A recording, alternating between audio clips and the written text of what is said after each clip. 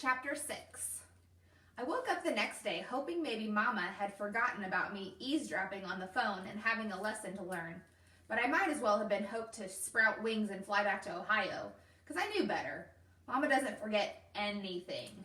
Right after I put the last breakfast glass in the dish drainer, Mama looked at me with one of those looks whose sole purpose is to remind me that she's the mama. And she said, Might's well go take care of that little business now. Grandma, who once again looked as right as rain, dressed in her nice clothes, wondered what was going on. Why is she going to Millie's? She asked. Be careful, I don't trust her. Mother, why would you say that? Mama whispered. 'Cause that's wrong if it's just because she's... No, Grandma interrupted. And maybe I am wrong because Lord knows I get mixed up sometimes, but I swear sometimes I look out at my yard and I see her near my garden. What's she doing in my yard? Must be up to no good.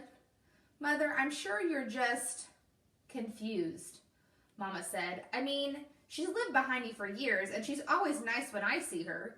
She turned back to me. Alice, get going. And so with no reprieve, I walked slow, very, very slow, through Grandma's backyard, kind of like I was being sent to the principal's office at school, where the principal ate kids who were bad. With each step toward the fence, I wished I was back in Ohio. Back home, right now, I'd be getting ready for swimming lessons with my best friend, Linda.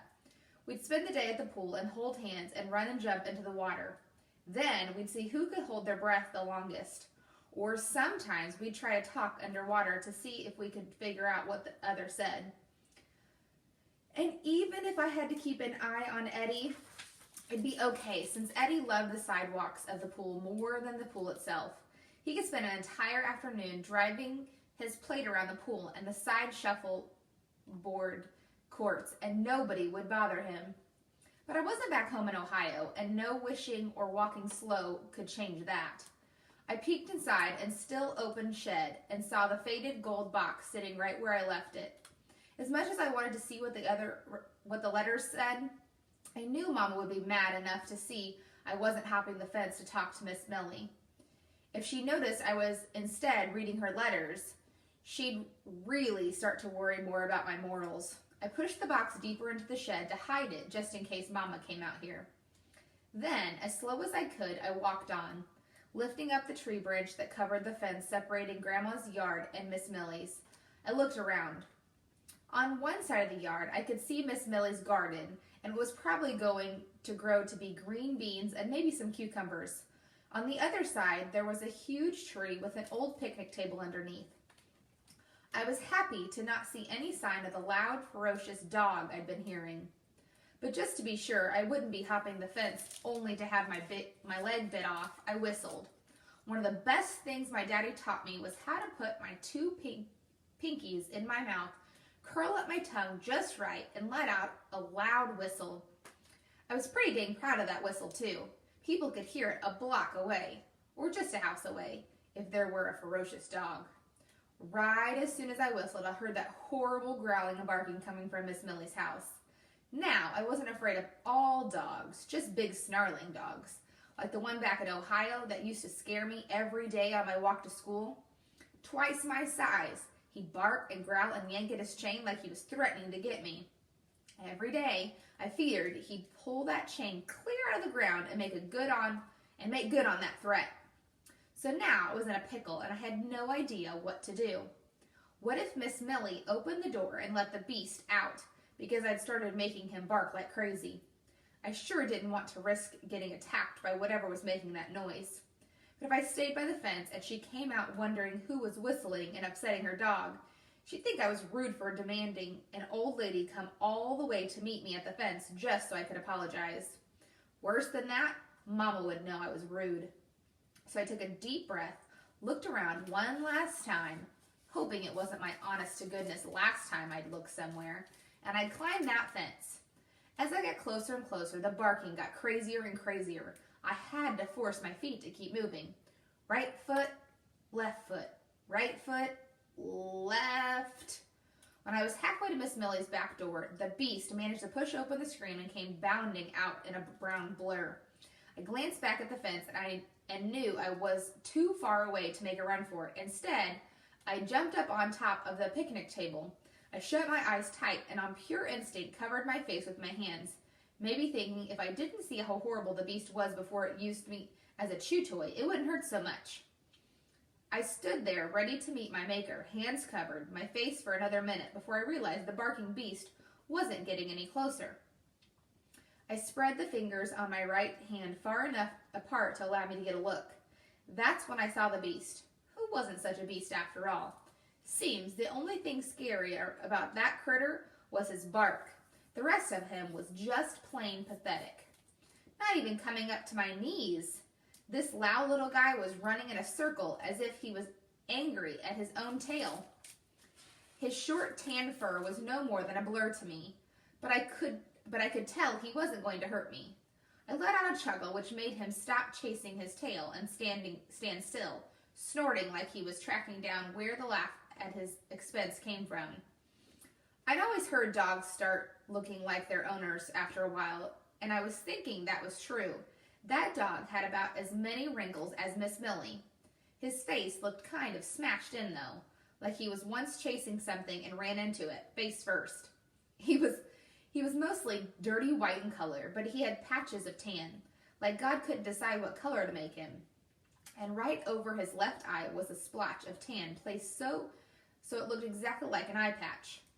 Just when I was sizing up this wrinkled pirate-looking mutt, Miss Millie opened her back door and hollered, "Clarence, what you raising Cain for out here?" Then she squinted in my direction. "You again. Land's sake, am I running a playground in my backyard?" "Sorry,